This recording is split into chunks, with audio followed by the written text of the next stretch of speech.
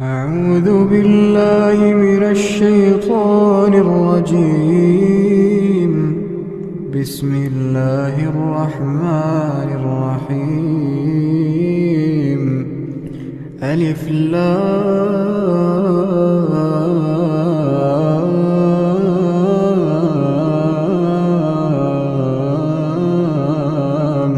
ميم. الله لا إله إلا هو الحي القيوم. نزل عليك الكتاب بالحق مصدقا لما بين يديه وأنزل التوراة والإنجيل من قبل هدى للناس وأنزل الفرقان. إن الذين كفروا بآيات الله لهم عذاب شديد والله عزيز ذو انتقام.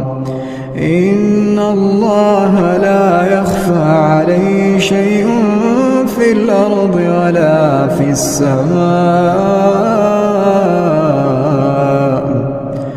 هو الذي يصوركم في الأرحام كيف يشاء.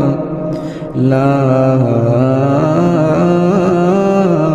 إله إلا هو العزيز الحكيم. هو الذي أنزل عليك الكتاب منه آيات محكمات هن أم الكتاب وأخر متشابهات. فأما الذين في قلوبهم زيغ فيتبعون ما تشابه منه ابتغاء الفتنة وابتغاء تأويله وما يعلم تأويله إلا الله. والراسخون في العلم يقولون آمنا به كل من عند ربنا وما يذكر إلا أولو الألباب. ربنا لا تزغ قلوبنا بعد إذ هديتنا وهب لنا من لدنك رحمة إنك أنت الوهاب. ربنا إنك جامع الناس ليوم لا ريب فيه إن الله لا يخلف الميعاد. إن الذين كفروا لن تغني عنهم أموالهم ولا أولادهم من الله شيئا وأولئك هم وقود النار.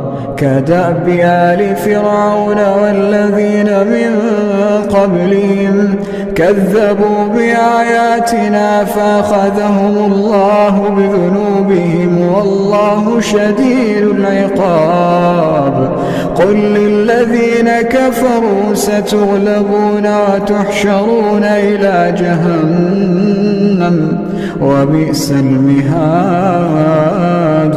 قد كان لكم آية في فئتين التقتا فئة تقاتل في سبيل الله وأخرى كافرة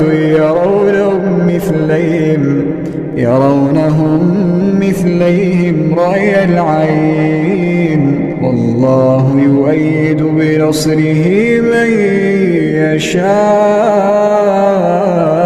يشاء إن في ذلك لعبرة لأولي الأبصار.